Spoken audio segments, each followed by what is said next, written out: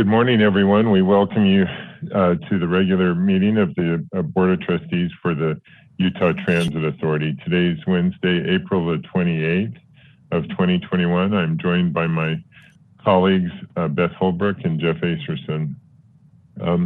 We would note that for any members of the public that would like to participate, there's a registration process, and we certainly welcome public comment, and you can do that through our website and the link associated therein. Since this is an all electronics meeting, I'll ask Jenna Osler to read the official determination that will allow us to convene this meeting. Jenna? Thank you, Chair. This is the electronic board meeting determination statement. Consistent with the Utah Open and Public Meetings Act, as the Chair of the Board of Trustees of the Utah Transit Authority, I hereby make the following written determinations in support of my decision to hold electronic meetings of the UTA Board without a physical anchor location. Due to the ongoing COVID-19 pandemic, conducting board and board committee meetings with an anchor location presents a substantial risk to health and safety of those who may be present at the anchor location. Federal, state, and local health authorities continue to encourage institutions and individuals to limit in-person interactions. This written determination takes effect on April 12, 2021, and is effective until midnight on May 11, 2021, and may be reissued by future written determinations as deemed appropriate. Dated the 2nd day of April, 2021, Carlton Christensen. Thank you, Jana. With that, we'll begin our meeting with our Safety First Minute, and we welcome Sheldon Shaw. Good morning, Sheldon. Love the vest, by the way. Good morning, Mr. Chair. Good morning, trustees. Yes, construction season is underway here in the Valley with projects happening all over the place, and I'm wearing orange today in recognition of National Work Zone Awareness Week. And that's important because those folks are at risk. In 2019 alone, there were 135 fatalities in work zones, and some of those work zones are UTA State of Good Repair projects that are happening now at crossings for us. And so I ask that we all do our share and slow down and pay attention as we are passing through work zones. Thanks, Chair. Thank you, Sheldon. It's a great reminder, and if we find ourselves in that same circumstance, make sure we wear the proper equipment. So thank you. With that, we'll move forward to our public comment. And Jana, do we have anybody from the public that is here to make comment? I do not see anyone who has joined us from the public, Chair. Okay, great. A comment that was received previously has been distributed to the board, and we certainly welcome any public comment on any items discussed today or pertaining to UTA going forward. Next item up is our consent agenda on item number 4. That is approval of minutes from April the 14th. With that, I would entertain a motion. So moved, Chair. Second. I have a motion from Jeff, seconded by Beth, to approve. All in favor, say aye. Aye. Aye. Any opposed? That motion passes. Next up is our agency report, and with that, we welcome our Executive Director, Carolyn Gadon. Good morning, Carolyn. Good morning. I just have the ridership report today, which Eddie Cummins, the Chief Operating Officer, will do. Just before that, I'm just going to let you know that we did get into the FTA small starts pipeline with the Mid-Valley Connector into the project development phase. And with that, we have pre-award authority to incur costs during the activities prior to a grant being executed as we move towards that, and that we retain eligibility of those activities for future FTA grant assistance. And most of those activities that occur during project development include the work necessary to complete the federal environmental review process and much of the engineering and design activities we believe that are necessary to support the environmental review process and also to actually get a strong cost estimate going into the request for the Small Starts Grant.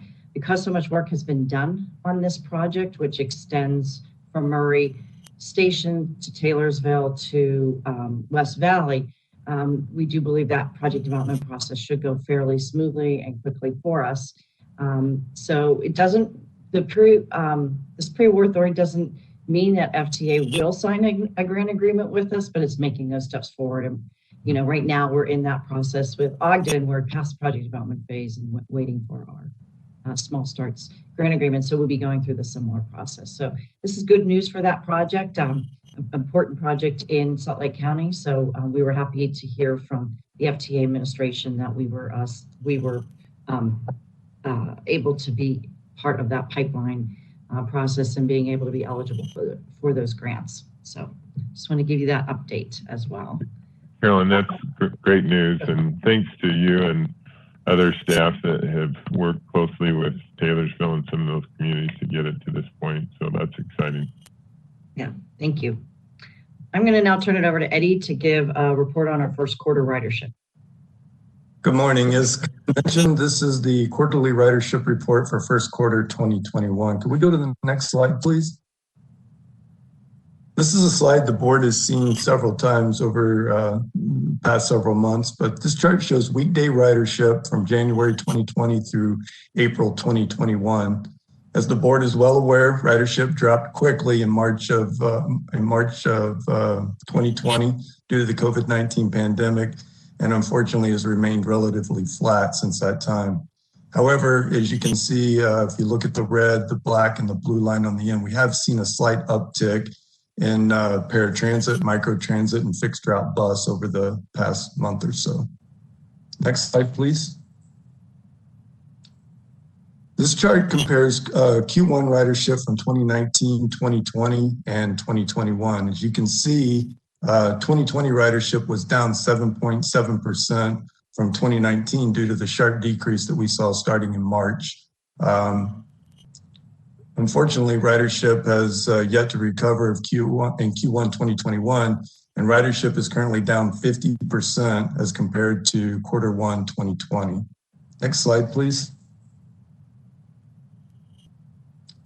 This chart compares year-to-date ridership against the previous year. The light bar is 2020 and the dark bar is 2021.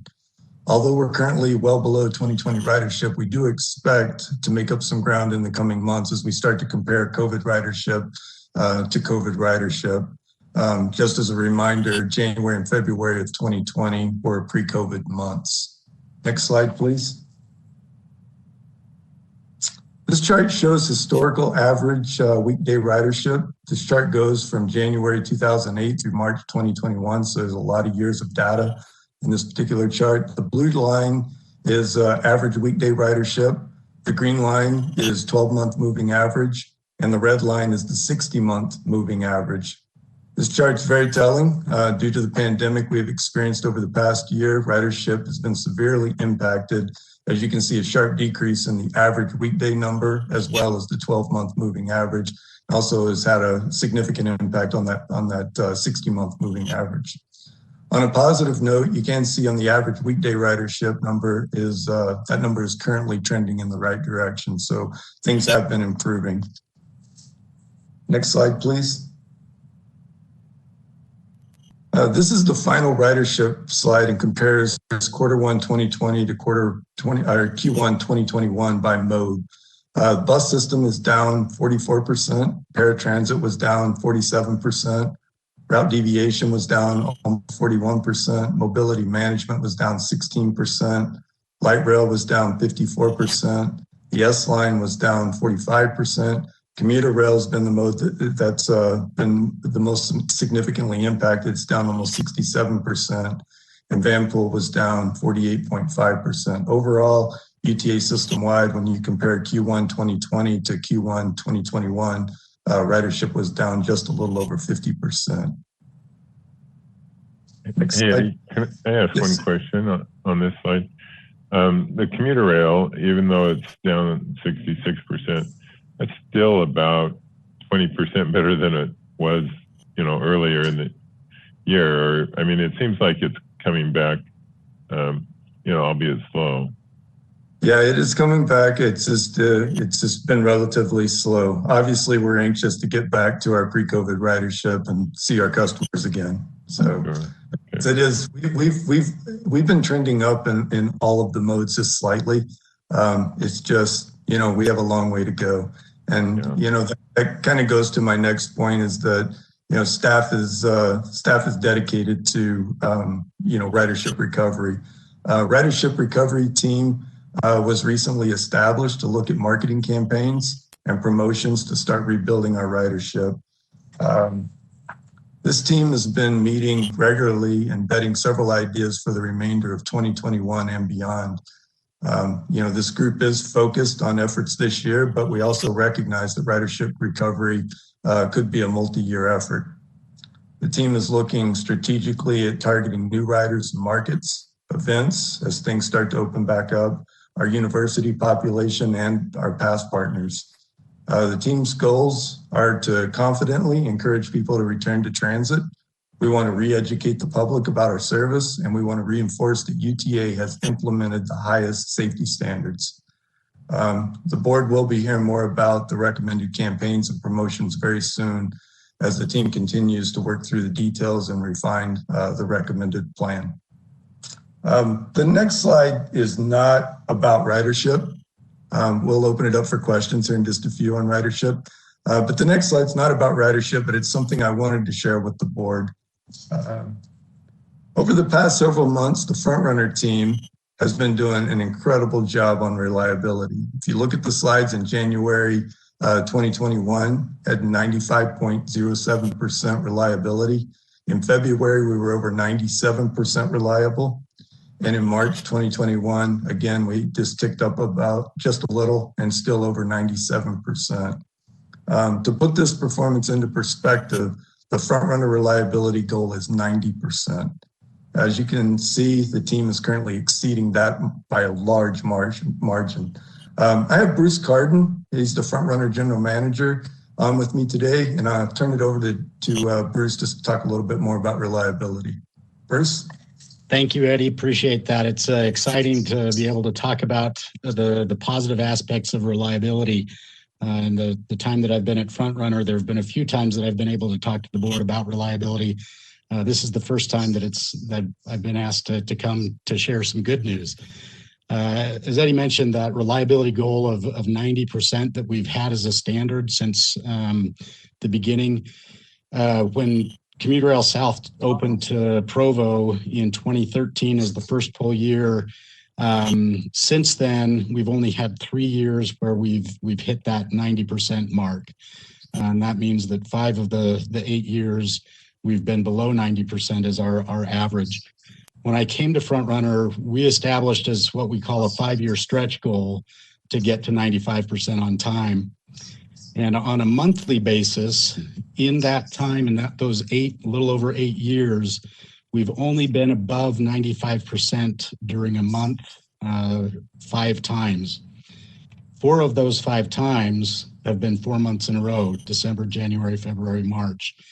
And so this kind of gives perspective on kind of how historic that rise in ridership has been, or reliability. So with that, any questions? Looks like, Beth, did you have a question? Yeah, I do. Thank you. I just kind of wanted to understand how we define reliability. Does that mean just, service on time, lack of breakdowns, all those other things? If you could just maybe articulate what that means. You bet. So at Frontrunner, we have the highest standard for reliability in the commuter rail industry. As I've met with other commuter rails, there's a pretty broad range of how they define what on time is. And a lot of them use a 10-minute window. As long as the train is within 10 minutes of scheduled time, they're considered on time. Quite a few use a 6-minute window, where if you're 1 minute early or 5 minutes late, you're on time. At Frontrunner, our window is from 0 on time. So if we're early by 1 second, we're not on time. If we're 5 minutes late, that triggers being considered outside of our on time window. We also measure that at every single station.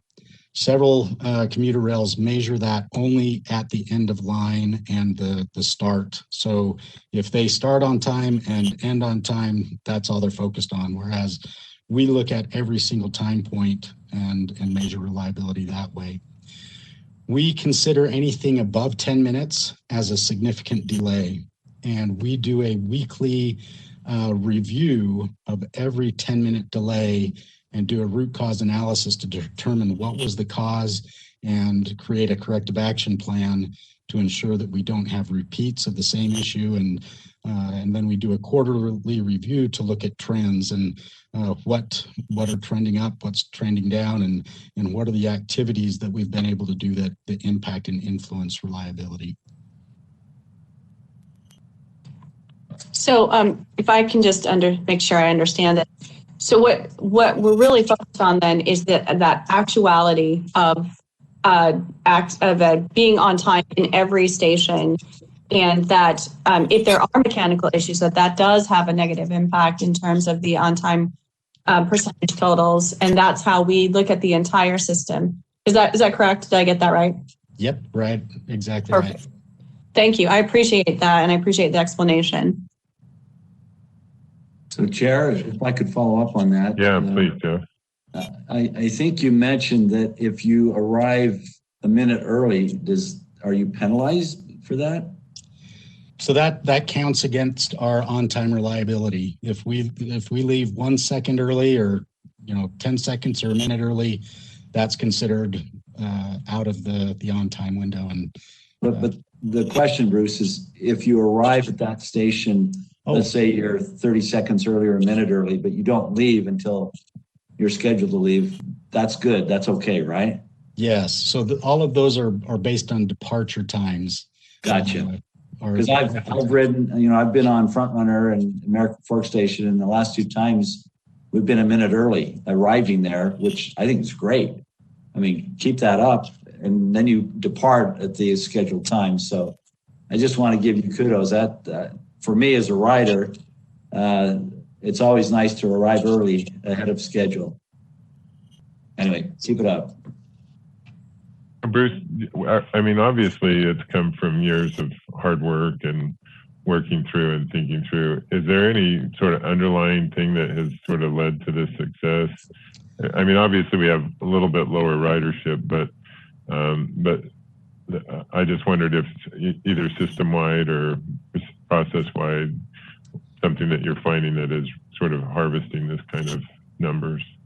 You bet. We, as I mentioned in our quarterly review meeting, we look at the trends and ask, what are the causes? What's either positive or negative impacts? And each of the different categories that we measure have improved this year compared to previous years. And so in the same way that in the past years when I've come to talk about reliability challenges, it's never one thing. We identified about 5 years ago when we were having some challenges, a list of 14 things that we felt were contributing factors to the challenges. And I could list probably 14 reasons that I believe things are going well.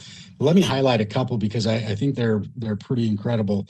Our operators, they, with positive train control, if they go above the speed limit over a few seconds, if 79 miles per hour is our speed limit, if they're at 80, the system starts beeping. And if they don't get back down to 79 miles per hour within a certain period of time, we have what's called an overspeed. And an overspeed shuts the train down, has to come to a complete stop, has to reboot the system, and then they can go again. And that's a fine line that our engineers have to walk. Is they want to, in order to keep on time, you have to go as close to that max speed to maintain that velocity from station to station. But if you go over, then you end up with oftentimes a 3 to 5 minute delay because of that overspeed.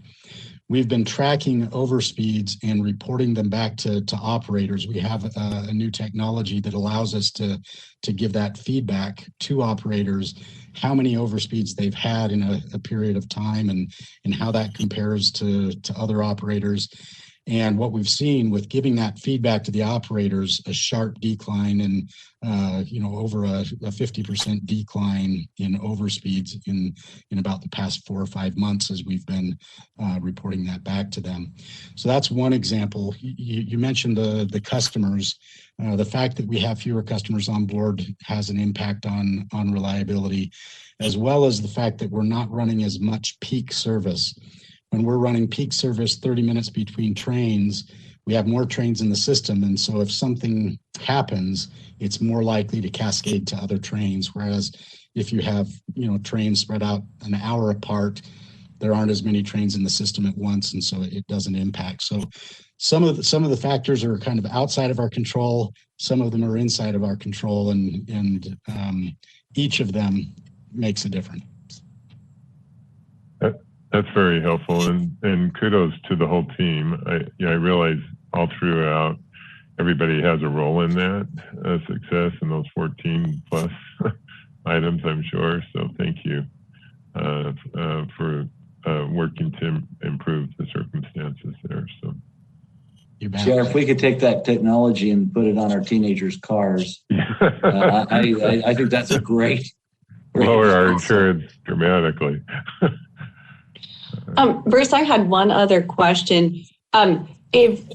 When we start to look at the overall impacts of the on-time analysis that you're doing, is that how you start to maybe formulate some of your state of good repairs analyses as well, so that you can complement, if you will, some of these things, so that you know that if X train is scheduled for maintenance repairs, that's already got to be in place because you don't want to do that? Is that kind of how you formulate some of that? You bet. A lot of our state of good repair programs are based on data. Where are the areas that we're having challenges?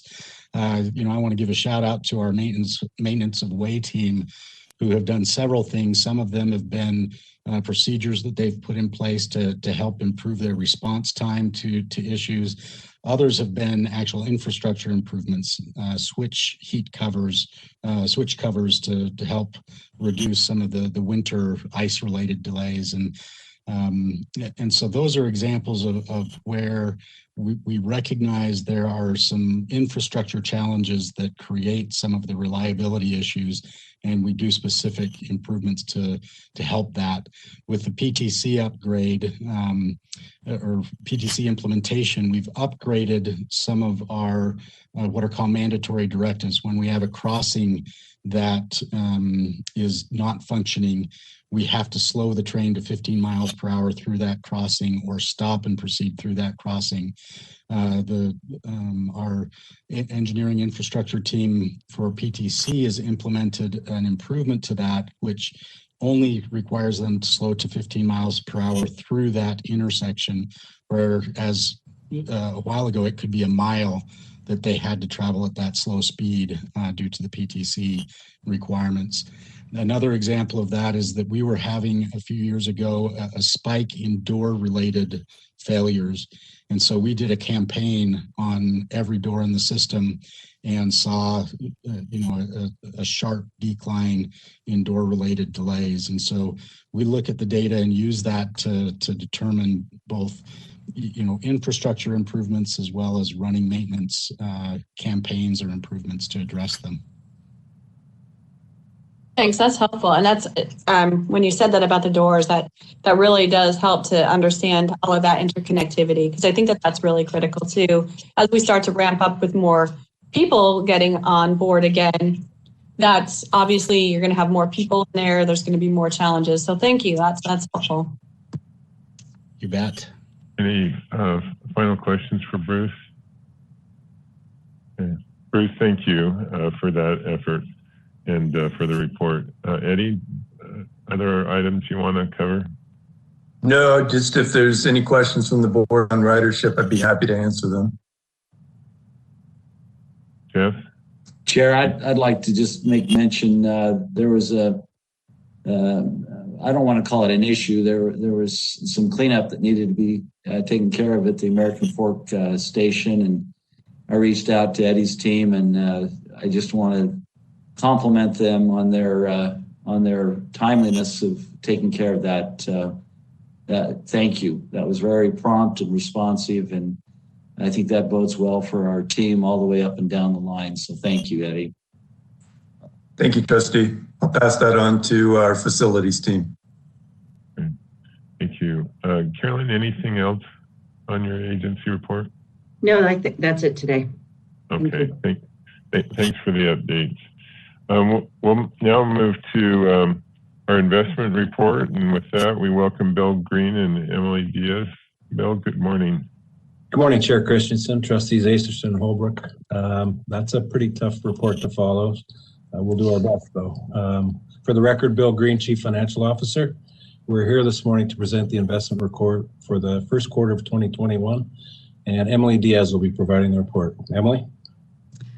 Good morning, Chair. Good morning, Trustees. Can I get the next slide, please?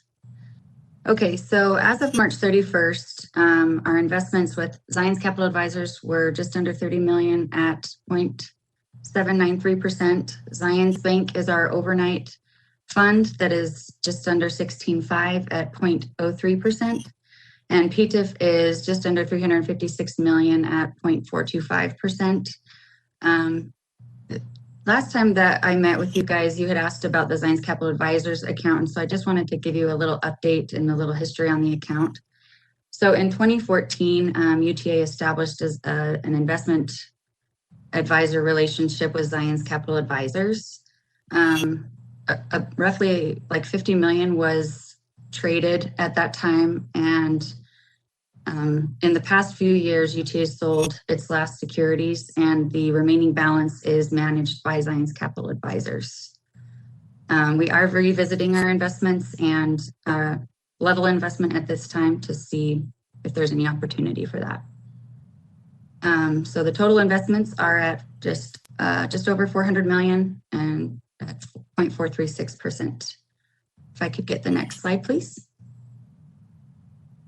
As you can see, over the last few months, rates have continued to decline. Our benchmark return is the higher of the 3-month T-bill or the Fed funds rate, which is currently the Fed funds rate at 0.07.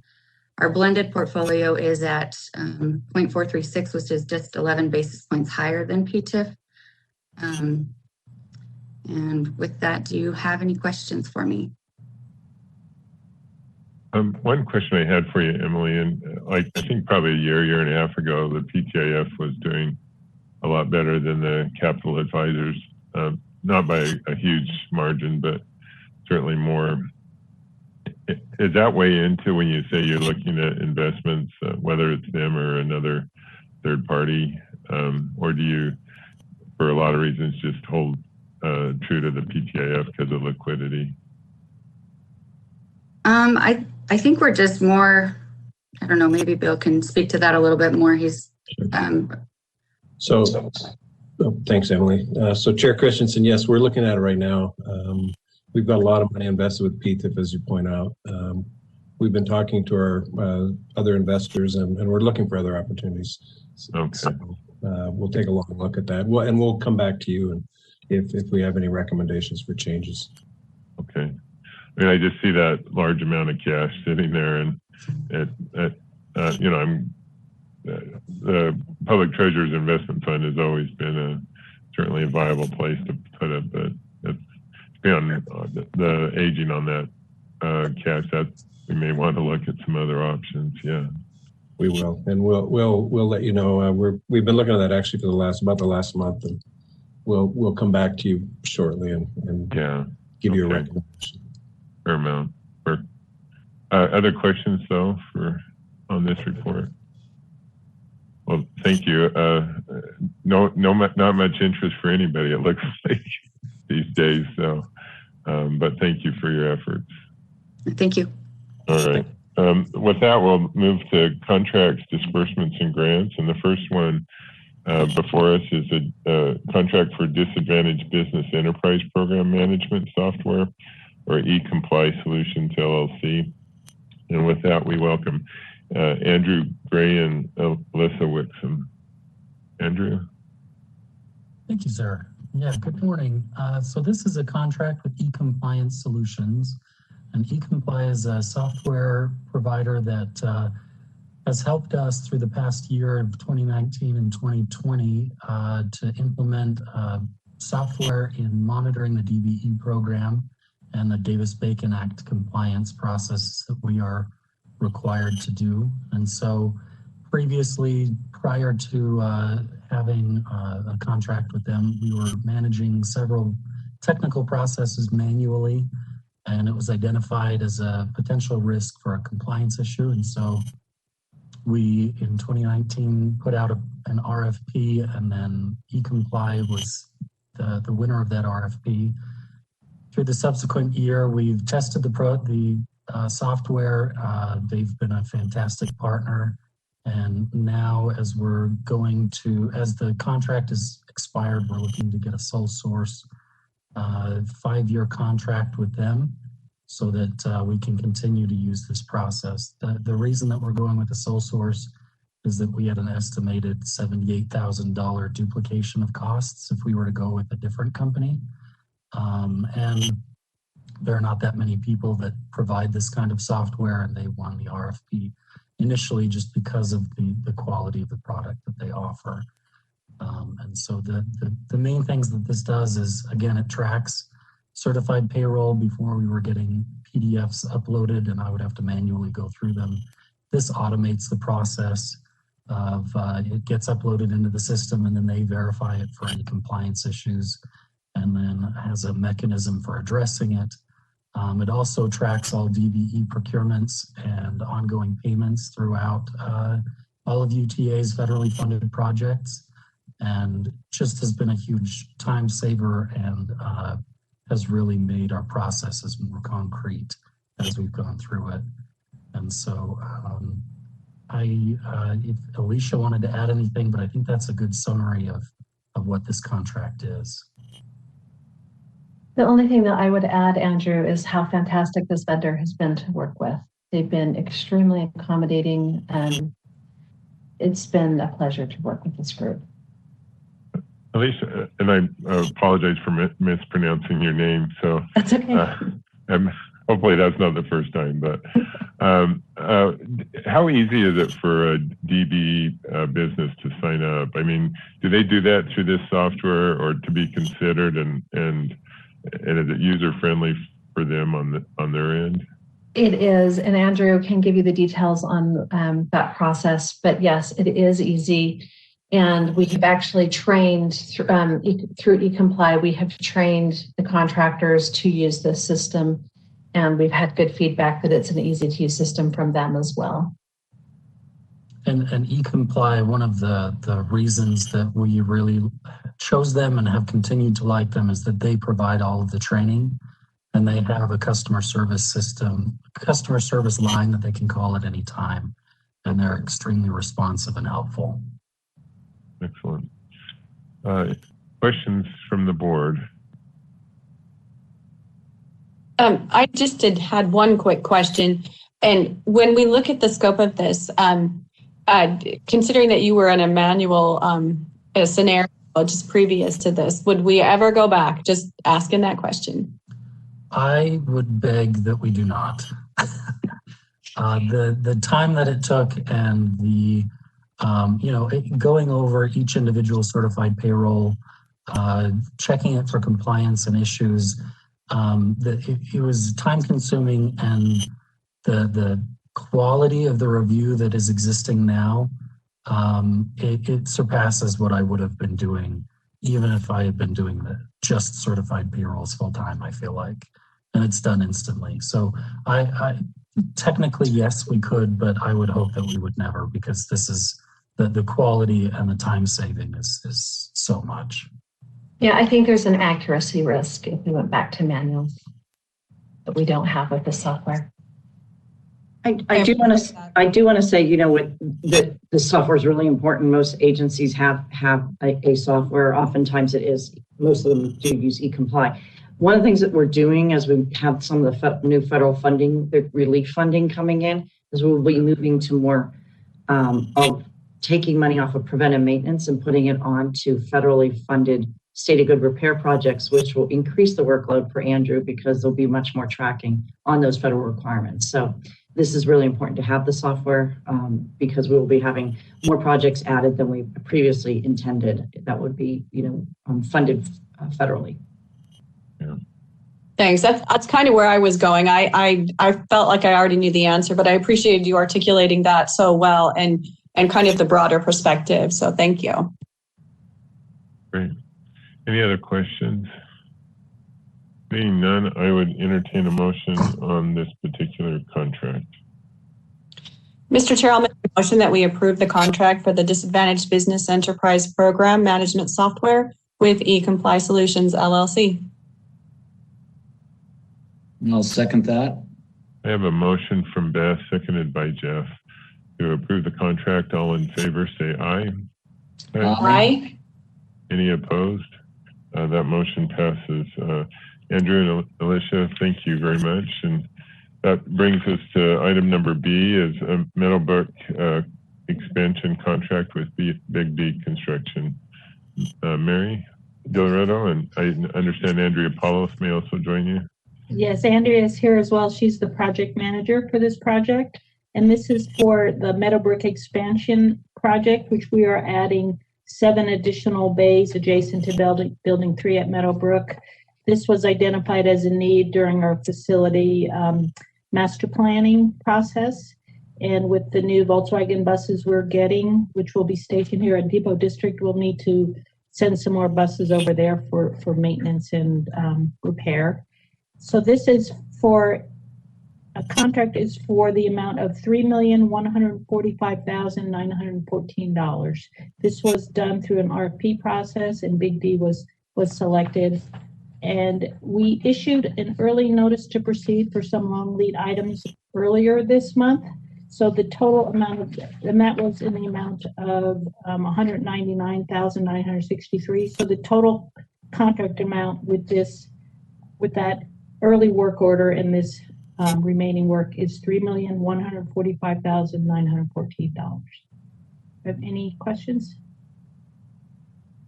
The one question I had, Mary, and I understand the early notice to proceed and the likelihood, I guess, that we will approve the contract today. But what would have happened in between the early notice to proceed and this contract if we hadn't approved it?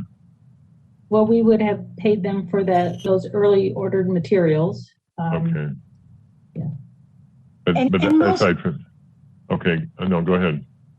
Sorry, Carlton. Most of the early was just 2 weeks ago, and what it allowed for is to start the submittal process because one of the biggest items was this joists, and we had to approve all the submittals before that. So those just got approved. So if nothing had been signed, if we felt that we had time in this last week to pull it back if we needed to before they actually ordered the joists. But the joists take about 7 months, and this is really like a 9-month project. And so, we needed to really get on those. And that makes sense right now, given the construction environment and supply chain is still an issue, obviously, as well as materials. So I appreciate the forethought on that. And does it feel like the project will still be on track for your needed time frame, or? We're hoping so. In any minute, any extra days always help with any of that. So. Yeah. Okay. Any questions on this one? Other questions? Okay. Seeing none, I'll entertain a motion on this contract on the Meadowbrook expansion. Chair, with every minute being very valuable, I move that we accept the contract with Meadowbrook expansion construction at Big D. I second. I have a motion from Jeff, seconded by Beth. All in favor, say aye. Aye. Aye. Any opposed? That motion passes. All right. Thank you, Mary and Andrea. Next item up is a change order for computer-aided dispatch, automatic vehicle location, or CAD AVL, contract extension with Telrace. Hope I got that right, Dan. Yes, you did. Go ahead. Okay, good morning, Chairman and trustees. This morning, I'm here to request approval of the contract modification to add $165,000 to the Telrace contract for programming services related to the Transit Management System Development Initiative. I also have Alicia Wixom with me as well today. She's the project manager over the current development of the CAD AVL, the Computer Aided Dispatch Automated Vehicle Locating System, and has been managing the Telrace contract as well all along. This $165,000 is budgeted in the CapEx ICI 217 under the Transit Management System. So this is budgeted in the current contract that we have with Telrace. They helped UTA develop the CAD AVL system. That system is now in parallel testing right now. They also developed the basic functionality for tracks planners to have a yard and tel tracks modules or application. This contract modification phase will add more needed functionality to the yard and tel tracks application.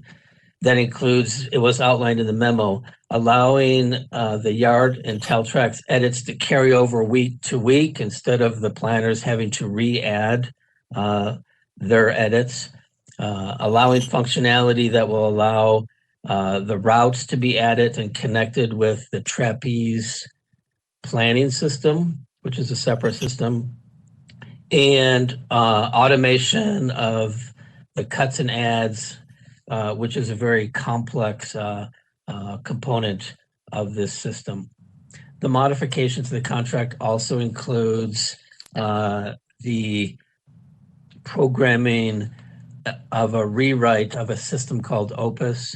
Opus is an application used by tracks controllers to determine where the trains are and if they're on schedule. So Trapeze is a system that creates the schedule. CAD AVL system has the actual location based on the AVL, based on the GPS of the tracks, and the Opus system puts these things together and helps the planners know if the tracks, trains are on schedule, where exactly they are, and all that kind of stuff. They can see everything in one pane of glass. The current version of Opus, this is a rewrite, but the current version of Opus was developed by a retired tracks employee. There's functional issues with the current version, and it's also developed on a non-supported technical platform. The employee just used the tools that they knew, and that's not a supported platform that the IT department can support from a programming standpoint. So that's also part of this. I'll ask Alicia if she has anything to add before we answer any questions. No, I think you covered it. Thanks, Dan. And if I'm following the conversation correctly, it just applies on the light rail side. Is that right?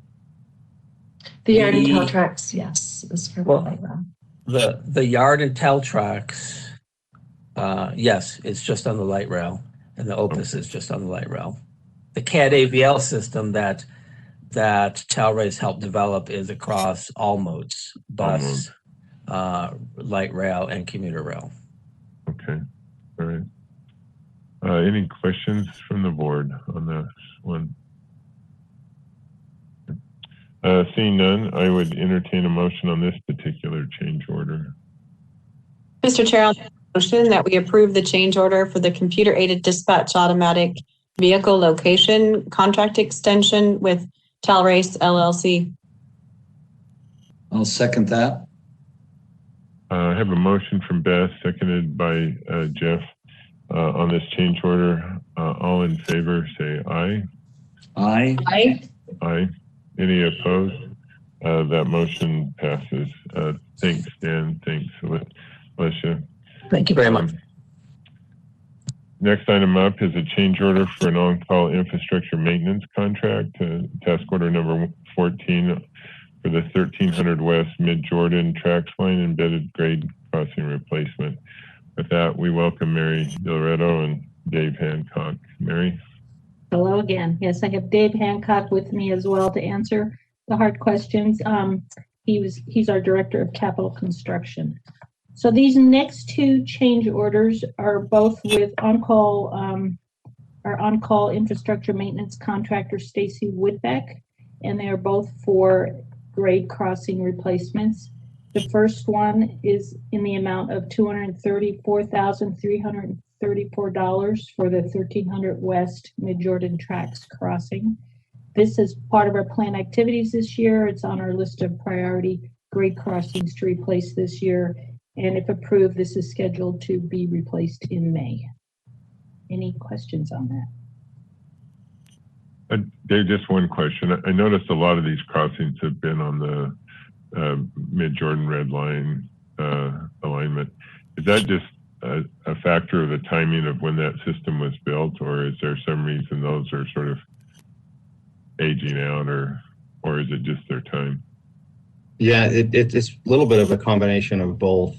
It is their time. We go through and do a priority on the grade crossings, and then the Mid-Jordan ones were built with some tubs that haven't seemed to last as long as we had hoped, and so that line is in need of help. So that's where you're going to see most of them this year. Next year will probably be the West Valley line.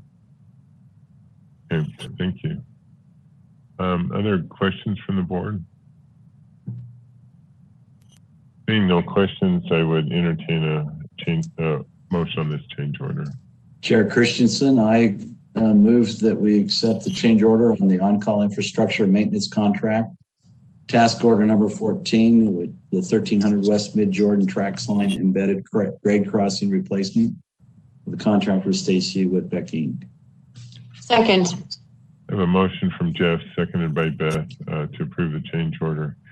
All in favor, say aye. Aye. Aye. Aye. Any opposed? That motion passes. Thanks, Mary. Thanks, Dave, on that item. I think you're still up for an additional on-call infrastructure maintenance contract change order number 15, this time located at 2700 West on the Mid-Jordan Tracks Line. Mary? Yes, this is another change order for a grade crossing replacement, and this one is in the amount of $298,229, again with our on-call maintenance contractor, Stacy Woodbeck. As you mentioned, this is again on the Mid-Jordan Tracks Line at 2700 West. This work will also be completed in May if approved. One question I had for you, Dave, do you do them both at the same time so that you basically only shut the line down once, or do you have to, or is that not really a possibility? Yeah, that working with operations, we've decided to do these separate. We are going to do one side at a time so we can keep single tracking around the work zone. And so these will be two separate weekends. You don't have to bus bridge then while you do this? Right. Yeah. Okay. That sounds great. Other questions though from the board? Yes, I did have a question, and I'm not sure. Does some of this have the same supply chain issues, or are most of the materials already not such a challenge to obtain? I'm just curious as to what you're finding in this in general. Yeah, and our biggest risk on these grade crossings are just being able to get concrete with the cement, powder, and fly ash shortage. And so our contractor is really working hard to make sure that they have this scheduled in advance, because we are pouring, in the middle of the night and on weekends and off hours. And so as of right now, we've been pretty lucky. We just completed our Redwood Road grade crossing this past weekend and opened up the line this morning. That was a bus bridge on that one because it was such a busy road. But so far, fingers crossed on the concrete shortage, but that is a risk for these grade crossings, that we get to a point where we just don't feel comfortable that we're going to get the amount of concrete at the time and location that we need. Thanks. That's a helpful background. It is a challenge, I'm sure. So thank you for that. Other questions? Seeing no other questions, I would entertain a motion on this change order. Mr. Chair, I'll make a motion that we approve the change order for the on-call infrastructure maintenance contract number 15 for the 2700 West Mid-Jordan Tracks Line embedded grade crossing with Stacy Whitbeck. I'll second that. I have a motion from Beth, seconded by Jeff on this particular change order. Those in favor to approve, those in favor say aye. Aye. Aye. Aye. Any opposed? That motion passes. Thanks, Dave. Thanks, Mary. Well, that will take us to pre-procurement. With that, we welcome Todd Mills. Good morning, Todd. Good morning, Mr. Chair. This morning we have two procurements that are ready to go out for bid. The first one is a procurement to contract with a firm to provide leadership and strategy development training services to various levels of the agency's leadership team. UTA has made great strides with the current leadership development vendor, and thus we want to expand these offerings to better refine our workforce and their skill sets. Funding for this service was included in the 2021 budget, and this procurement will be conducted as an RFP where technical criteria will be evaluated and scored in addition to price. And we have Kim on as well to answer any specific questions you might have. And the only question I have, and I think I know the answer, you have a really talented team. I know often they are, spoken highly of people that have gone through the program. Use an outside firm, is that just to sort of give an outside perspective or make it a little more neutral for some of those trainings, or why do you look outside? I appreciate that question. This is really to supplement the work that we do internally, and it really is a partnership between the Enterprise Strategy Office and myself. We both would use these vendors in broader ways. Sometimes there's maybe some executive coaching or leadership development that's focused on session planning that might be individual. So you'd want to bring an external person in for that. And then I know that Alicia is interested in using a vendor that we find through this process in helping intact work teams work on their strategic planning and a little bit more around the culture. So it's a supplemental contract to the resources that we have internally. Okay. And I'd forgotten those resources got divided recently in our organizational shift. So thank you for that reminder there. Any questions for Kim on this one? Okay, great. Good luck on that procurement. Todd? Yeah, the next one is to go out for bid for the overhaul of the SD100 and SD160 gearbox systems. The current equipment is aging and having increasing failure rates and maintenance costs, as well as discontinued parts for repair. There are 84 gearbox systems to be overhauled on the SD100s and 160 light rail fleet. These overhauls are part of our ongoing State of Good repair program, and funds for these overhauls are included in the adopted 2021 capital budget.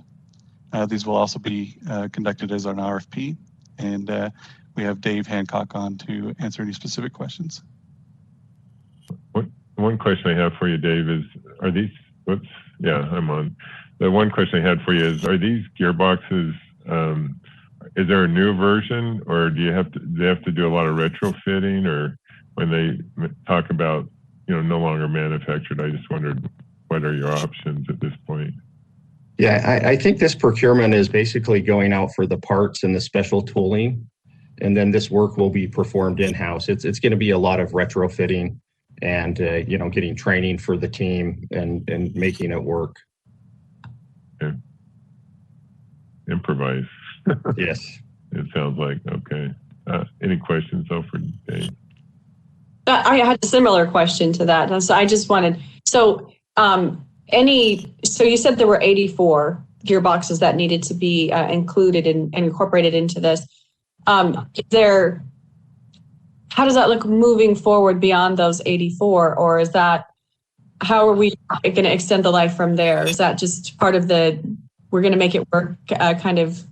This is part of our light rail overhaul. And so it will be the gearboxes this year. And then, Kyle has it set up to where next year it will be a different part of the vehicle. And we'll just continually be upgrading and rehabbing our light rail fleet. So working your magic. I got it. Thank you. Any other questions on this one? Okay. Well, good luck. Hopefully there's a good solution out there for you. So, thank you, Mr. Chair. All right. Thanks, Todd. With that, we'll then move to our discussion items and go ahead and move right through. And first item up is the Downtown Salt Lake City Tracks Extension and Connection Study. And with that, we welcome back Mary DeLoretto and also welcome Manjeet Renu. Good morning. Good morning. Yes, in late 2020, Salt Lake City and the Redevelopment Agency approached UTA seeking input on potential extensions and connections of TRAX light rail transit service in the western area of downtown, including the Granary District. And to that end, we initiated the Downtown Salt Lake TRAX Extension and Connection Study. And I am going to turn it over to Manjeet to discuss the findings of that study. Thank you, Mary, and good morning, trustees. Excited to present the outcome of this feasibility study and what that means. It was very high-level effort, more qualitative than quantitative, and it was intended to give an idea of what are some reasonable range of scenarios that could be studied in the future should the agency wish to continue to pursue this and in partnership with others to support funding to do so. With that, next slide, please. So in the process of preparing the feasibility study, goals were identified, and those are presented here on the screen in more detail in the study. First goal was to enhance regional connectivity with the rail network and to reduce travel time between major origins and destinations, creating a regional transit hub. Salt Lake Central includes the Front Runner station, as well as interstate bus service, Amtrak service, other UTA bus services, and of course, the existing Blue Line is here. So it has the potential to be much more of a regional transit hub than it is today. Also, a goal was identified to improve rail access to the western area of downtown Salt Lake City. And downtown, of course, is an existing and growing regional employment, cultural, entertainment, and residential center. And so there's a lot of growth that's happening in this area, and we were looking at ways to best serve that to benefit locally and the overall region. Next would be to enhance operations and provide operational redundancy. All three TRAX lines go through downtown on the same set of tracks. And while that's convenient for some, for operations, and sometimes when there's need for maintenance or service disruptions, that creates problems that are difficult to manage and ripple through the entire system. The story I like to share is the first time I rode TRAX when I came here to Salt Lake City. I was stuck waiting downtown due to a different train having operational difficulties, and that's an example of the ripple effects throughout the system. So with looking at providing service on the western area of downtown, there's an opportunity to bypass for either service disruptions or maintenance. Next would be to advance economic development, improve the quality of life, and promote access to equitable opportunities, again, because of the amount of growth that's projected and occurring in downtown Salt Lake City, and it being a regional center, looking at opportunities to bring folks there without relying on the automobile and providing mobility choices. And lastly, the last goal would be to facilitate synergistic land use, urban design, and placemaking, again, in an area of regional and statewide importance. So these are the 5 goals that provided guidance on how we would prepare scenarios. So go into the next slide.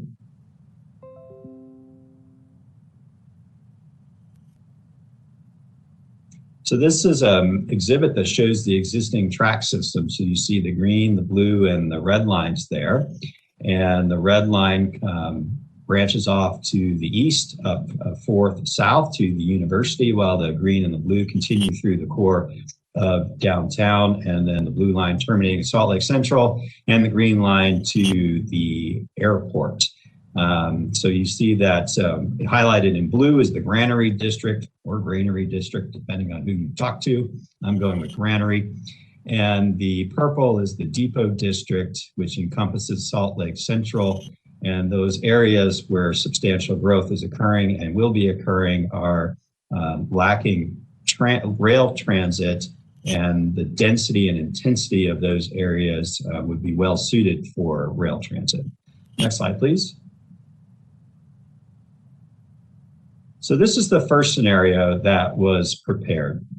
So what you see is the red line with the dash lines branching off at the ballpark station. There is an existing rail spur that branches off from that area and then continues to 4th west and on further into downtown. So this scenario would take the red line and move it to the west up that spur. And then when it joins up with 4 south to then continue on to the university. You see that it eliminates some 90-degree turns that way and provides service to the Granary District. In all 3 scenarios that I'm going to show you, there is the orange line, which is partially overlaid on the green line service and then the red line service. So it would provide enhanced east-west connectivity across the region. And it is actually integral to all the scenarios that we looked at in providing service within the western area of downtown, as well as operational redundancy. And so it has a lot of benefits and fills in some gaps in doing so. So for the scenario, it's the red line that diverts over and the orange line that provides the connectivity east-west through the area, with stations potentially located in the Granary District, Pioneer Park, and courthouse, next to courthouse, to provide for transfer. And the orange line would provide the connection between Salt Lake Central and points east and west, or you could take a walk. Next slide shows some design options on this scenario. So the scenario on the left is the one I just went over for comparison. On the next 2 on the right, the one in the middle takes the red line and diverts it a little bit over to the west to get closer to Salt Lake Central by those jogs. And then the one on the right there, similarly, but it begins its jog a little bit further south, more mid-block. And so those are the design options for scenario 1. Next slide. Scenario 2 is similar to scenario 1, with the red line coming through western downtown Salt Lake and the Granary District. And the main difference here is that the orange line, instead of jogging over to get to Salt Lake Central directly, it takes a straight line route and avoids those 90-degree turns, which are slower, and creates longer term maintenance costs for the vehicle as well as for the tracks. Takes it directly to Pioneer Park and then on to the university, and instead relies on a pedestrian promenade that would be enhanced through land use, urban design, and placemaking to make it an attractive walk between Salt Lake Central and Pioneer Park. It's not a short walk, it's about 1,000 feet, but by making it attractive would be interesting for those who prefer to make that transfer that way and get some exercise in their day. So there are design options for this one too on the next slide. And again, you see the one I just went over on the left. So starting in the middle, this option jogs the red line over, similar to what you saw in scenario 1, and does the same for the one on the right. So just the jog begins mid-block. And then on the next slide, we'll see some additional design options where the orange line is the one that jogs over a little bit to get closer to Salt Lake Central, and does that through the next 2, with the red line then having the same jog as you saw on the prior slide for those two scenarios in the middle on the right. The next slide begins scenario 3. And so scenario 3 would take the green line instead of the red line and send it up the ballpark spur to 4th West and jog it over to Salt Lake Central, and then it would continue on to Salt Lake International Airport, a favorite route of mine to take using the track system. The green line in doing this would no longer be a direct connection to the core of downtown for the convention center and hotels and the like, which illustrates the importance of the orange line to provide that direct connectivity in one-seat ride for an important service. So this includes design options as well on the next slide. And so you see the existing scenario I just went over. The design option for scenario 3 takes the green line, and when it gets to 7th South would be to send it west over to 6th West, and then parallel the existing railroad corridor there. The purpose of this design option is for a scenario that is grade separated underneath the 5th and 6th South couplets, which are major commuter routes in and out of downtown, with freeway access as well as grade separation underneath 4th South.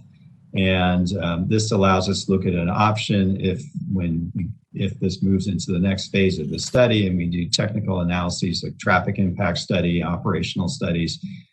We see their concerns in crossing at grade of the one-way couplets in and out of downtown and 4th South.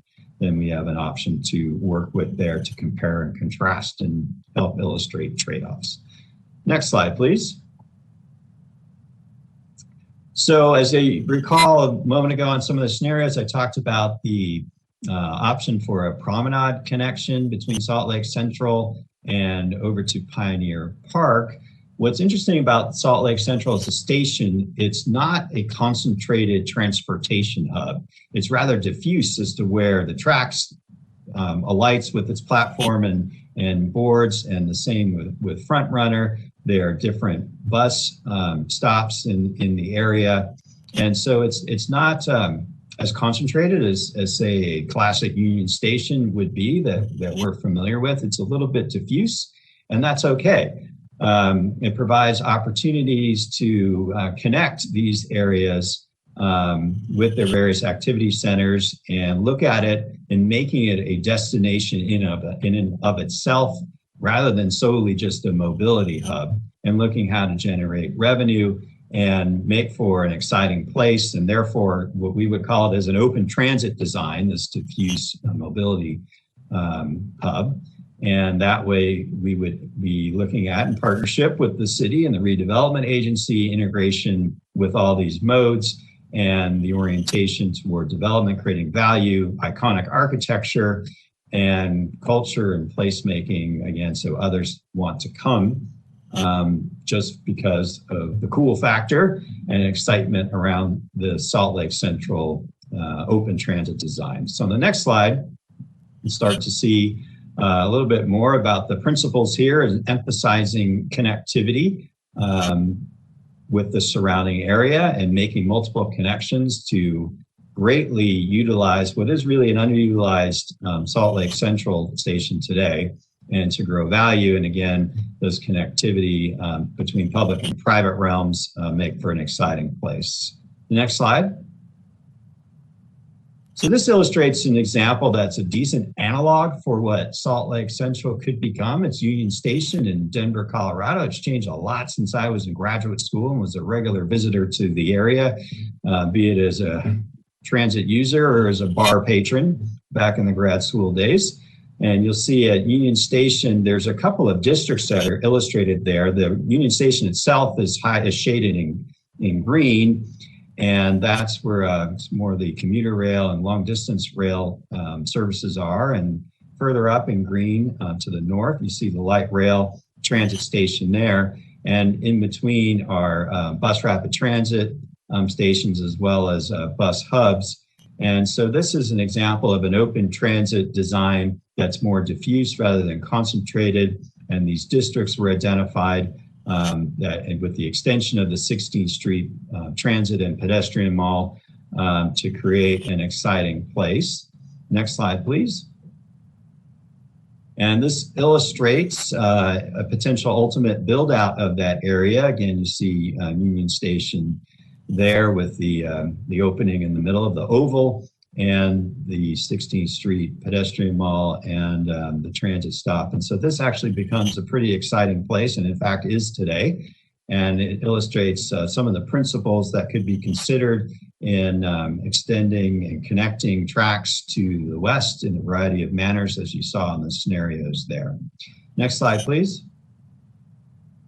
So next steps, if the board wishes to advance the project, again, we're not taking action today. This is an information item, but if the board and the agency wishes to advance the project, we would then go into an alternatives analysis and an environmental study to further evaluate these scenarios and do more technical analysis and substantial public engagement.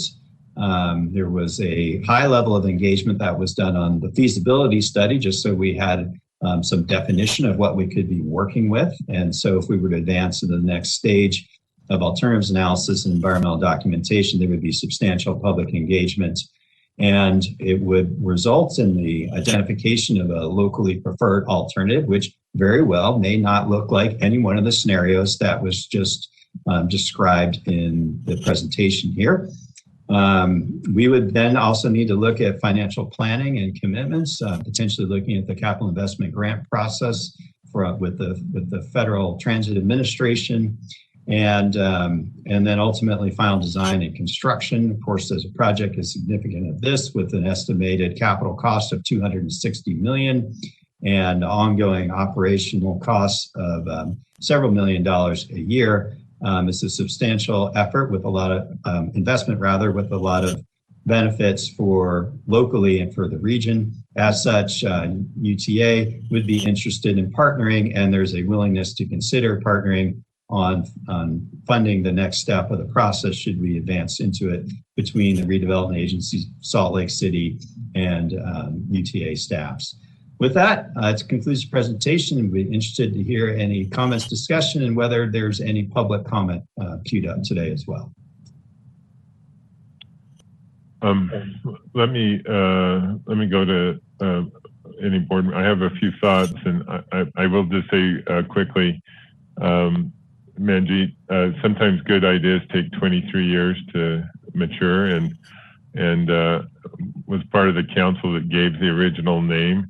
And when you raised the question whether it was granary or granary, it caused me to freak out because I can't remember what the original determination was, but it came from all the milling operations that had historically occurred in that area. And probably in the Utah drawl, it's granary, and probably in the more correct pronunciation, it's granary. So that's probably why you see such a disparate approach to how they use the terminology. So anyway, I have some thoughts, but questions though from the other board members on the discussion. Mr. Chair, I did have just a couple of comments or questions. By the way, your freakouts are very, very calm. I must say, you're very calm with that. I did want to understand some of the land use that's being decided by Salt Lake City in connection with all of this. Is that, I know that obviously we would want to make sure that we're partnering with them in a very cohesive way, but how much of this is kind of envisioned in their long-range plans, and kind of where their thoughts are in terms of that land use that's associated with all of these elements? I didn't know how much you could speak to that, but if there is just like kind of a general belief that this is going to be of value or whatever.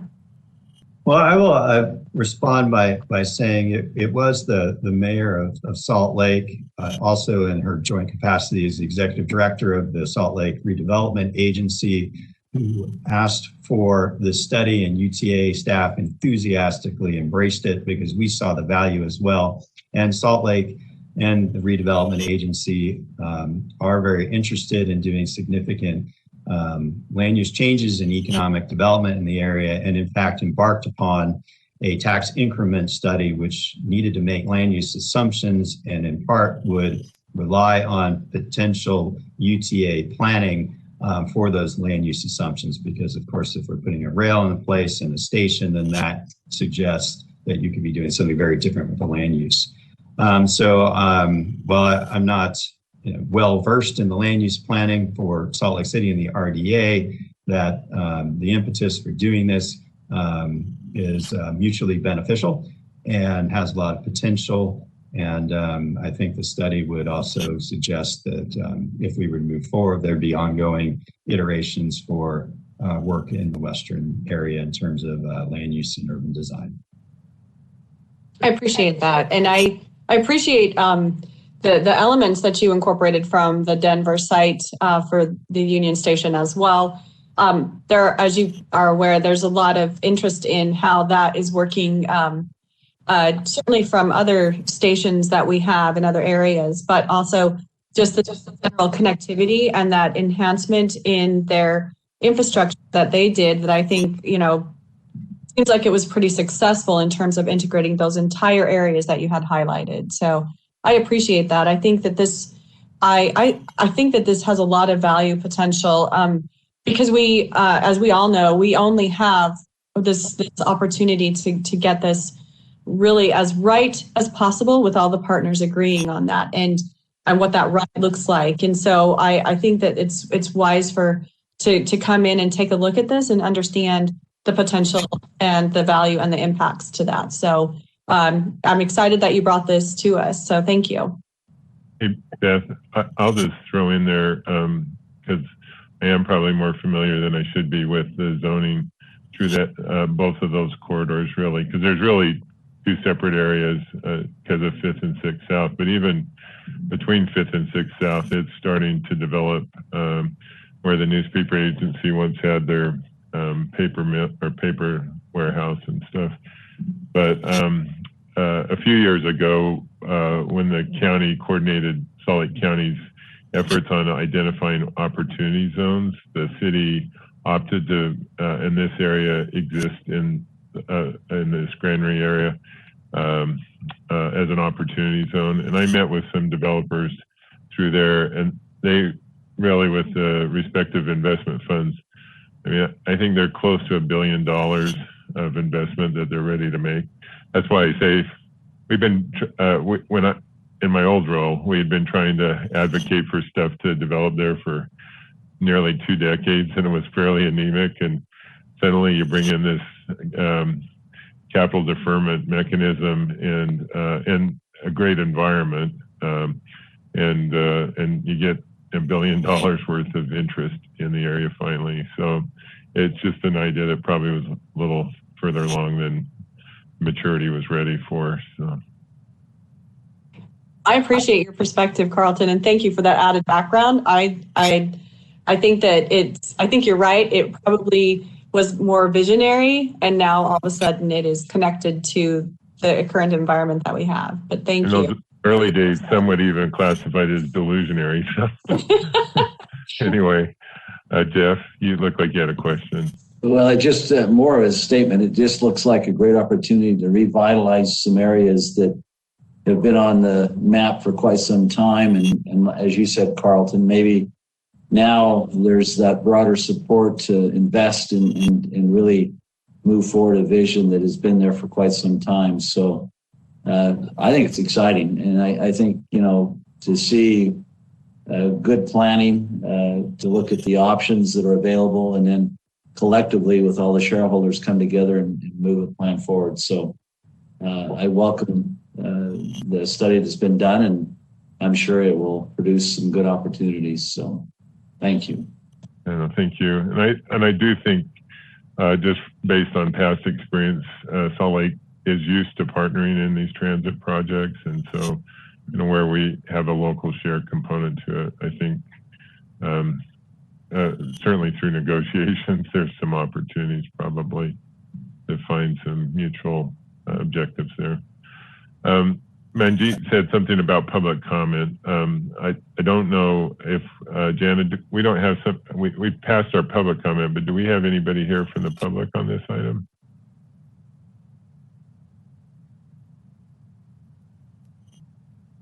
Sorry, Chair, just give me 1 second. We did have one person whose name I did not recognize that joined after our public comment period.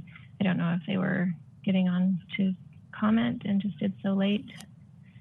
I'm happy to take a comment if they. Okay. If there's anybody from the public who's on, if you want to use your hand icon, if you would like to give a comment, you may do so now.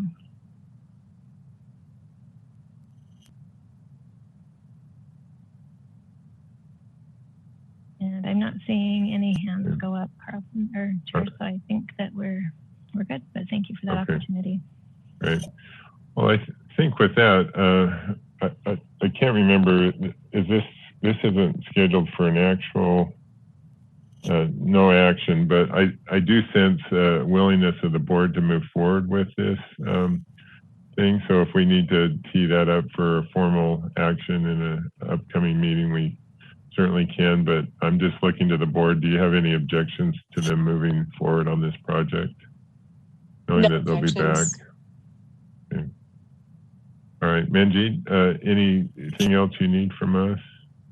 Well, I appreciate the feedback and the willingness to move forward with this. I just want to thank the staffs at UTA, Salt Lake City, its redevelopment agency, and our consultant WSP for excellent work on this, as well as the participation of some private sector interests, as well as a representative of the University of Utah. And look forward to a very engaging process with a broader set of stakeholders moving forward. Great. Well, thanks to you and your team for getting that project moving so quickly. So thank you. With that, we'll maybe, why don't we, let's see. I'm looking to the board. Do you need a break or are you okay going forward? You're good? Okay. Well, let's go forward then with a discussion on microtransit and our flex route with the August 2021 change date. Jern, and then it looks like Eric Callison and Ryan Taylor are also with you. Yes, good morning, trustees. I am here with my colleagues, Eric Callison and Ryan Taylor, to talk about our microtransit pilot and some proposed changes with the pilot and our flex routes as part of the August change day. If you could advance the slide, please.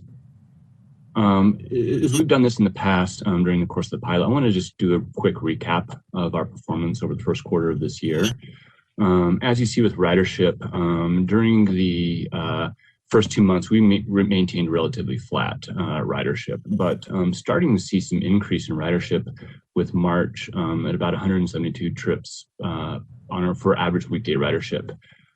As you heard this morning, that ridership is going up, and so even with April not even quite over, we're just as far as last week, we saw that average weekday ridership go up 218 trips, and so we're seeing already a 17% increase over March going into April. Most other items have remained relatively flat. As you can see, our wheelchair accessible vehicle requests, about 2% of those trips are for wheelchair trips. Our shared ride is actually doing well. As you know, we've enforced caps due to the pandemic, but we're still looking around 21% over the first quarter.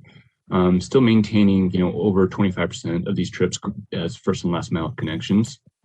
And then our cost per rider. This is while it's above our goal, it's maintained relatively flat during the last several months as we continue to work through a lower ridership scenario and just a pandemic. As a quick highlight though on that cost per rider, that's simply a function of what our vendor charges us for operations divided by our ridership. And so reality that is there are other costs when we look at UTA overhead costs. We look at marketing costs, and we don't deduct fares from that too. And so we're working with the finance team long term to really nail down what that cost per rider will look like as we continue to advance microtransit. And then this has been consistent over the course of the pilot. We just maintain a 4.8. It's actually risen to 4.9 over the course of this pilot. So just really positive feedback from our customers. Next slide, please. A couple other quick accomplishments I wanted to highlight over our first quarter is we have successfully completed an integration with both VIA and our transit app partners to show the microtransit service area as part of trip discovery within the transit app. That was launched last week as part of a soft launch. We have not yet gone out and communicated this with our customers, just given we've done so much communications over the past month with our customers. And so we're just waiting for the right timing, but that is live today and we continue to test it, but we're ready to move forward. So it's a great enhancement with the service. We've talked about these paratransit connections over the course of the pilot. We're diligently working with the special services team to make these paratransit connections. So if any of our paratransit eligible customers want to leave or enter the microtransit service area, they have a solid connection between a paratransit vehicle and the microtransit service. We just barely wrapped up a third survey actually for the pilot over the course of the pilot. This one was in partnership with UC Berkeley. And this was a national survey that went out with many transit agencies or cities who are running microtransit. So it's really going to help us get some nationwide data to compare how we perform against many of our other partners. And then lastly, over the first quarter, we've really done a lot to try and re-engage some of our riders who have used the microtransit service that are not necessarily using it on a consistent basis. And so a lot of great efforts and accomplishments during quarter one. As we move into next steps and approach August change day, I guess I want to quickly recap what we've accomplished since we've launched microtransit in November in 2019. Unfortunately, the majority of this pilot we've had to operate during a worldwide pandemic, seeing that impact to ridership in general and then to the service. But we've really had the opportunity to demonstrate that microtransit is a viable and successful mode of public transportation. As the board knows, we provide an accessible service. It's affordable and convenient for our customers. We provide shared rides. We've integrated EFC and Fair Pay as a payment option. We've proven this as a first mile and last mile solution for our customers. Prior to the pandemic, as I think you know, over 50% of all our trips were connecting into one of those rail stations that we have within the service area. And we essentially have a virtual bus stop on every corner in a community that's over 65 square miles large. And so we just have expanded coverage in a tremendous way. And then finally, we really demonstrated a successful and collaborative public-private partnership with VIA. In addition, as you know, we were on track to meet all our goals and objectives for the pilot prior to the pandemic, including operational costs, ridership, our customer experience, and stakeholder support. We were able to adapt during the pandemic to continue to meet our customers' needs while reducing operational costs and maintaining a high quality of service for our customer. I do want to note, in general, microtransit is more expensive than fixed route bus, but it really provides an excellent coverage-based solution, a first and last mile solution. And these are solutions that are very difficult and costly to accomplish with traditional bus services. And then finally, over the course of the pilot, we've really consistently engaged with both our customers and stakeholders during the pilot, and we really have received mostly positive feedback. So we feel that, while we've had to operate generally during a pandemic, which has really impacted ridership, that it's been a successful service. And and kudos to the board and our leadership and all UTA employees for their support and time taken to take this opportunity to pilot a new service. It's a very exciting thing that UTA has done. I think shows that we're innovative and we're ready to adapt and meet the needs of our customers. And so with that, we come with a recommendation to make the service permanent as part of the August 2021 change day.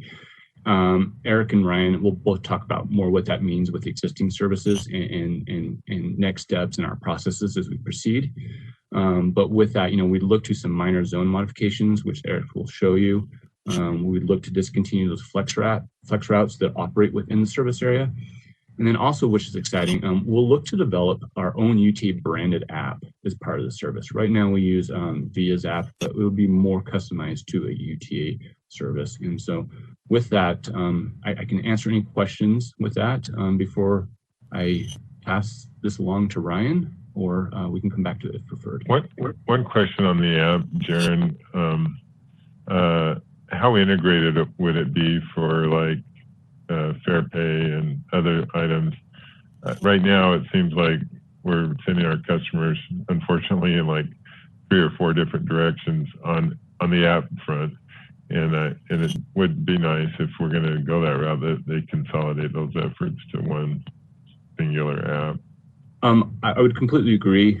We think of this concept as mobility of service, as essentially a one-stop shop where you can plan, pay, and schedule your trips. And so this is something that will be an incremental improvement over the course of the next couple of years. But with integration of transit and VIA, that's a very excellent first stop.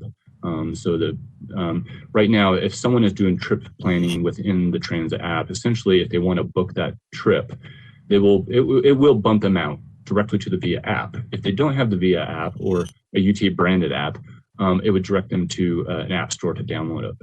A next step, a natural progression would be then to integrate the actual booking, scheduling, and payment within something like the transit app, right? So you do it in that one-stop shop. As we look towards what these type apps and how they'll support other UTA services in the future, we will definitely continue to evaluate and look how to do that integration to accomplish exactly what you've noted, to simplify and reduce the amount of apps that are required for our customers. Just unfortunately, as it sits today, we still continue to need that app for the microtransit service. Sure. Okay. Sorry. Let's go to the next. Somebody had a question on that one. I'm sorry. Go ahead, Beth. Thank you. I did have a quick question on the minor zone modifications and maybe like a more, I get too far ahead of myself, but if you anticipate to make this a permanent change, a permanent implementation, and we discontinue flex routes, which we understand that element to it because they're more static. What does that look like when you are doing that across like other options? Are you talking about, and again, I don't get too far ahead of myself, but I'm talking about like, here's the Southwest County zone, here's the, Davis zone, here's this zone, and all of these zones, is that how this would look? And do we have any idea at this point? Again, don't want to get too far ahead of myself. Well, the question is great. We're working with the marketing and communication team right now to get a better understanding of how we would actually communicate that, name it, and share that information with our customers. Because you're absolutely right. The future, I would expect to see several different zones. And so to make sure that we have clear understanding and communications for our customers about the different zones, how you use them and how you access them is important. And so we're looking at that right now for the existing zone so that we can communicate this with our customers as part of this process and change come August. So I don't have the exact answers, but it's a process we're working through right now. So really we're looking at this as not just our pilot, but our pilot zone as well, if you will, and kind of learning from this particular location before we look at the broader service area. Is that accurate? Yeah, I think so. Okay, thanks. And I also heartily agree with the chair in regards to an app program. I do think it is best to streamline at some point. So thanks. Thank you. If there's no further questions, then at this point, I'll turn my time over to Ryan Taylor. Great. Thanks, Jaron. Could you go to the next slide, please?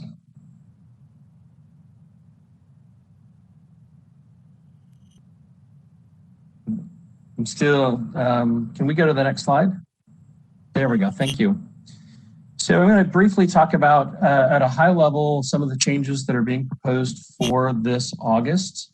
And it primarily affects our flex routes and the operation of those within the Salt Lake County area.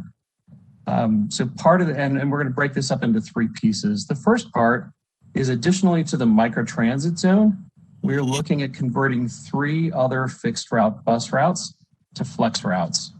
And Eric Callison will get into a lot more depth of what that looks like and what routes would be affected in just a minute. We're also looking at taking the flex routes in the microtransit area, approximately 17,000 hours from those per year, and distributing those in different areas of the valley. And then the third point is that allows us to improve and to expand our coverage, particularly west of I-15, through these other flex routes. And so really this gives us a big bang for our buck, not only in the coverage of the microtransit area and allowing that one service to take the south part of the valley, but allows us to expand and improve the quality of other service through improved flex routes and additional flex routes. And so with teeing that up, I'm going to turn the time over to Eric Callison, and he's going to go into a lot of detail of what the service changes means. All right, thank you. If we could go to the next slide, I'll start just talking through this. The first part of this table, we have the 5 flex routes at the top of this list that are in the current microtransit pilot area that will be discontinued, excuse me, sorry about that, discontinued and replaced by this microtransit service. That's routes F504, F518, F534, F546, and F547. In addition to that, as Ryan mentioned, we have routes 11, 525, and 232 that are currently fixed route services that will be converted to flex routes.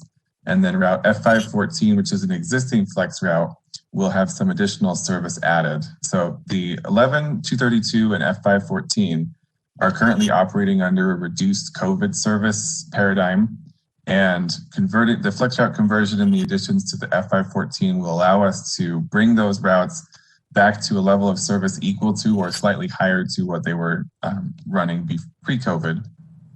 And in the case of the 525, as I'll show you in just a minute, also allows us to provide some additional connections. Any questions about these routes before we move on? So this is kind of the high list of the flex route conversions. And there's a couple of maps in a slide that's coming up that I'll show you.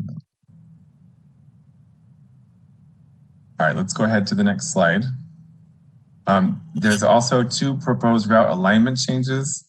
This is not a different level of service, but these other changes make it possible for us to extend our coverage a little bit on routes F556 and F578 and provide some coverage and additional connection. All of these changes that we're describing are either already in the 5-year service plan or are anticipating future changes in the 5-year service plan, such as 5600 West.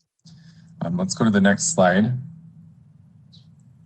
As Jared mentioned, there is just a little adjustment to the microtransit area. So the gray shaded area is where the pilot's currently serving, and then these orange shaded areas to the north are just a couple of small additions that we would make to the microtransit service area. These are part of the deviation zones for routes F504 and F546 that are not currently covered by the microtransit pilot, but just to make sure that no customers are disenfranchised by discontinuing that flex route service, we're making a couple of small adjustments to the microtransit area, just make it a little bit larger. We don't anticipate a large change in passenger volumes from this because it is a relatively low volume of passengers that's using the flex routes in these areas currently, but just to make sure that we can provide that coverage. And that's part of the beauty of the microtransit service, is we can make an adjustment like this with far less impact than if we were adjusting fixed route service in the same way. Any questions on that before we move on? All right, let's go to the next slide. And so then here is a map of, and I'll have also a couple of more zoomed in maps in a minute, but you can see Route 11 serves the avenues, will be replaced by Route F11 in the upper avenues. You can see service here on 32nd West, 5600 West, 7800 South, and then also between Midvale and Draper on both the east and west sides of I-15. Route 525 is currently a loop. You can see this kind of loop at the north end, right just to the right of where it says West Jordan on the map. It's currently a one-way loop. So if you need to get to the other side of the loop, you have to ride all the way around. That would be replaced with flex routes F202 and F525, which would both be bi-directional services, which makes it a little more convenient to make that trip. And you can also see additional connections here at 5600 West, 7800 South. That's not currently a transfer point. And then Route 525 currently only connects to one track station. That's Midvale Center Station on the blue line.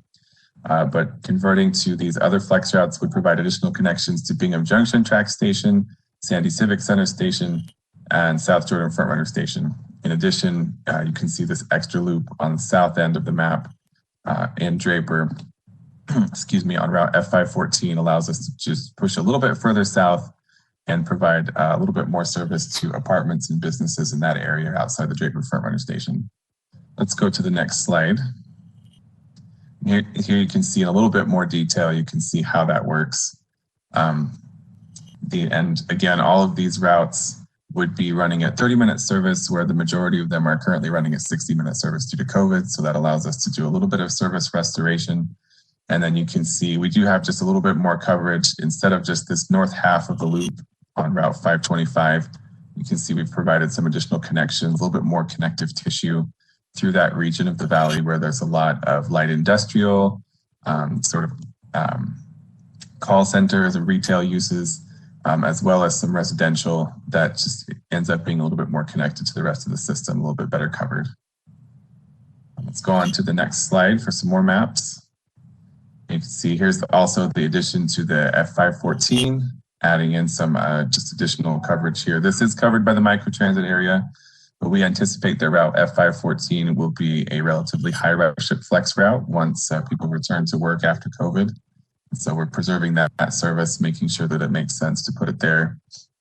Of course, we can always make adjustments to this route or other areas where the microtransit is serving if we see spikes in demand, but this allows us to provide that coverage and make those adjustments as we need to, rather than it being a question of do we have or not have service at all. And then you can see here right now, routes F556 and 578 don't touch, but we would just kind of bring them together here at the intersection of 5600 West and 7800 South.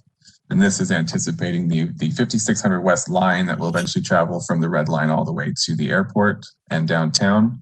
The red line to the airport portion is in the 5-year plan, and we're not ready to do the whole thing yet, but this at least helps us provide a little bit more coverage on 5600 West and get us a step closer to that change.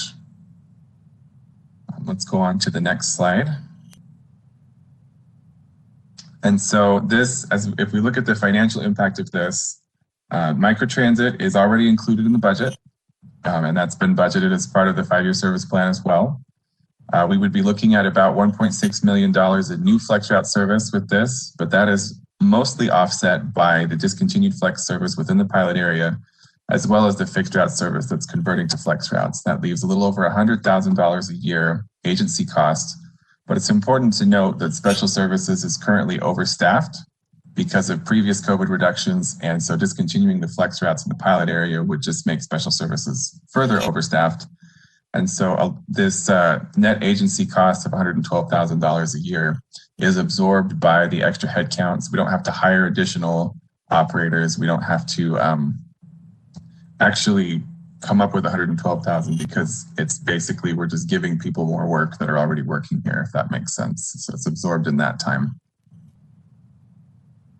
So it's a pretty good change from a financial perspective. It allows us to improve the system elsewhere. And service planners are always looking for opportunities to make service better without spending more money.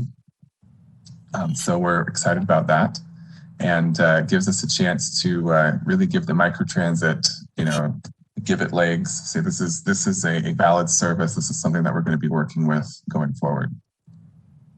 Let's go on to the next. Oh, sorry. Go ahead. Well, I did have a question, but if you got another slide, we'll do it after you're done. Sorry.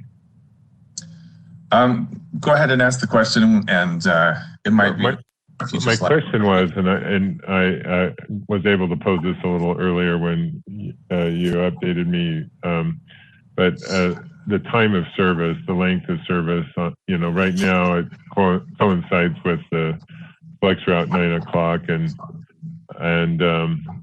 while I wouldn't expect demand to be super high after 9, if you went to a jazz game or you had to come home from work late and you took the microtransit into Frontrunner, for example, or one of the light rail stations, then suddenly you don't have a way home. And I just wondered whether you'd thought about, even if it was you had to request it 30 minutes in advance, and the service isn't quite as high if there was some option between like 9 and when we quit running service.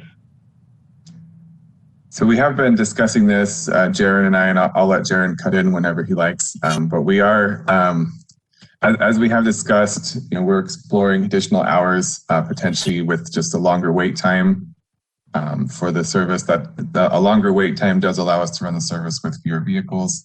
It would be consistent with other services in UTA. After a certain point in time, the service is a little bit less frequent. And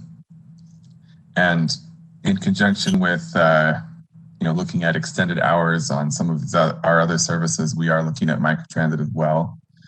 It's a good question to wrestle with. In the past at UTA, we have not always provided the hours of service that were needed for all different types of trips. And in the past, we kind of said, well, this is all we can do. And now that we've kind of upended a lot of paradigms already, it's a good place to be in to kind of consider, well, this has never been on the table, but what would it take to put this on the table? And so we are exploring some additional hours, whether that can be worked into the ongoing microtransit budget or whether we need to have a conversation with UTA leadership about additional funding for some additional hours of service.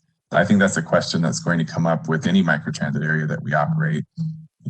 People will, I think correct me on this, Jaron, but I think the most frequent feedback we get about the microtransit area is that people wish it ran at different times and on different days than it currently does.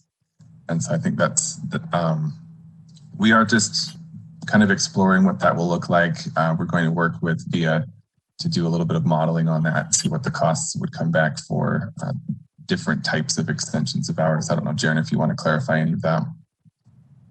No, Eric, I think you covered it well. Just to clarify, we'll look at weekdays, Saturdays and Sundays, look at estimated ridership, and then look at what those costs would be. And then, as you noted, Trustee, that we can change the service parameters during later hours or weekends. And so there'll probably be a variety of ways we can accomplish this. But we are already engaged in that first step to look at what those options are and what they might cost, so we can continue, as Eric mentioned, could we do this within the current budget, or we need to expand that budget if it's a decision we decided to move forward with.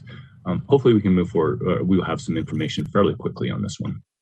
Great. Thanks for taking a look at it. I realize it's a complicated question, but as Eric points out, it's one of those things we ought to be looking at long term anyway. So, great. Thank you. Sorry to cut you off there, Eric. No, thank you. That's probably the best way to get my attention when I'm presenting, is just to interrupt me mid-sentence. So let's go forward. Let's go to the next slide. And I'll kick it back to Ryan for a minute. Ryan and Jaron talk about engagement as well as the change day process that we're just entering right now. Great. Thanks again, Eric. I think that's a good segue for us, because these proposed changes do necessitate a public comment period and a public hearing. And I think that's going to give us a lot of, through our future outreach, the opportunity to hear from the public and see if they would like to see those later hours, and we can, take that input and do an analysis with it. I think it's important, as Jaron illuminated earlier, on the pilot phase, they've done a lot of engagement efforts already with public surveys, stakeholder engagement, and lots of feedback on the service. And so that's been ongoing throughout the pilot and will continue to be ongoing as microtransit progresses. But it really facilitates what's going to happen over the next 30 days and up until August. And so we did release a public notice of these proposed changes, which facilitates a comment period starting today that will go throughout May 28th. So that 30-day period has just started. During this public hearing and comment period, we will hold an official public hearing on Wednesday, May 12th from 6 to 7. And that will be a Zoom virtual meeting for the official public hearing meeting. Additionally to that, and we've been working very diligently with a lot of groups, Nicole's and Andrew Packer's, as well as my team and Eric's and Jaron's team, on this public engagement process. thanks to them, they're also working on 3 in-person opportunities that'll be on May 6th, the 11th, and the 19th. And those will be at 2 track stations and 1 front runner station in the microtransit zone. We're calling those kind of a pop-up open house, which will be on our property on the platforms where we can engage the flex route riders that will be affected and have some in-person conversations. We can have microtransit vehicles available. And again, we're reaching out to our customer base to let them know that if they want to have that in-person connection, we'll have that available as well. After the 28th of May, we'll take all those public comments and review those along with the Title VI analysis and then have the final decision that will be made on the changes for August. Additionally to that, our PR marketing group is working on engagement efforts. So we'll be putting information out on all of the flex route vehicles that will have all of this information to be able to engage us over the next month in the public comment period. As well as when we get closer to implementation in August, we'll have campaigns throughout the area to advertise the changes, as well as really pushing that switch over to microtransit. We're also very concerned about those folks who have disabilities that are paratransit eligible that live within that zone. And so we have identified all of those folks that are paratransit eligible. We have about 8 to 11 active riders that we will be working with one-on-one with them and their caregivers to make sure that they can make this transition fully to microtransit if they've been using FlexRoute in the past, so that they're comfortable with that. We're working with our travel trainers to be able to engage with them one-on-one in planning out their trips and walking through how to use the microtransit and be fully engaged in being able to use that as a mode and transfer to the paratransit. So we're taking a really multifaceted approach in engaging our current customers, especially those with disabilities, with one-on-one individualized communication. We'll be reaching out to our FlexRoute riders as best we can to make sure that they're engaged in the process and know what's happening, as well as the general public. And again, we have this big window of period between now and May 28th. And then after that, we'll engage in a lot of efforts from then until change day. So that's a brief synopsis of our public engagement plan. Do you have any specific questions that you'd like to address on that? Any questions for Ryan or others? Just one quick question, and I'm sure you might have already thought about this, but those individuals would obviously have to get accustomed to utilizing the app. Is there some type of an element of training, if you will, or helping them to navigate that process? Yeah, that's a good question. So we've engaged our 2 travel trainers right now, and we're performing test trips with our staff. Next week, we're going to be taking CAT committee members out and doing that same process. So they will be using the app. Some of those are first-time users. And so we're taking an approach to make sure we have all of those things down currently with staff. We're going to be reaching out to the CAT committee and including them to get some of that feedback. And then we'll take that to all those writers. And that will be kind of a one-off, one-on-one based on what their ability is. Thanks. That's helpful. I appreciate that. And I think that that's probably something we definitely want to make sure that we're doing well. So thank you. Yeah, we agree. Great question. Any others? Yeah, Chair, I'd like to just make a comment to Ryan. I just appreciate your reaching out to the CAT committee. I know I was part of that discussion, and I think that's going to be very helpful because some of our most vulnerable are those groups that really rely upon transit when there's a change. That transition can be very challenging, but I know the proactive nature of what you're doing is going to be very helpful in helping them make that transition and making it well. So thank you. You're welcome. We're just all excited about microtransit because it's fully accessible. It, like no other mode UTA has, can lift that population who has mobility issues like anything else we can do. And so it's exciting. They can use that on their own throughout the entire zone, and it really creates a sense of freedom through public transit that's exciting for everyone. Great. Thank you. Other questions? All right. Chair, yeah. Let me ask one more question. I know this is a little off, it's on topic, but it's off the area. I know Tooele is pretty excited about the potential up in their area. So I'll just say that. I'll let it go. You don't have to tell me what you're doing yet, but they are excited. So hopefully that moves forward at some point in time. We are also very excited about that. I'll just say, and we have started the conversation with them. It is also in the 5-year plan to replace flex routes with microtransit in the Tooele Valley area. And so we'll definitely keep the Board of Trustees updated on anything that develops from that conversation. Carolyn, you look like you had a comment. Yeah, I just want to make sure that this will be back in front of the board with the Title VI analysis and the public engagement process as part of the August change day as well. So there's some other minor service changes throughout, but this is the one that triggers the Title VI, and we thought was important for the board to be engaged since this is going out to the public starting today for the public process.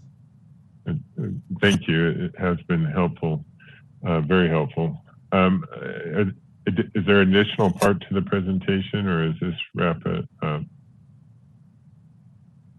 Looking to Jaron. Yeah, this is the end of our presentation, Trustee. Okay, great. Thank you.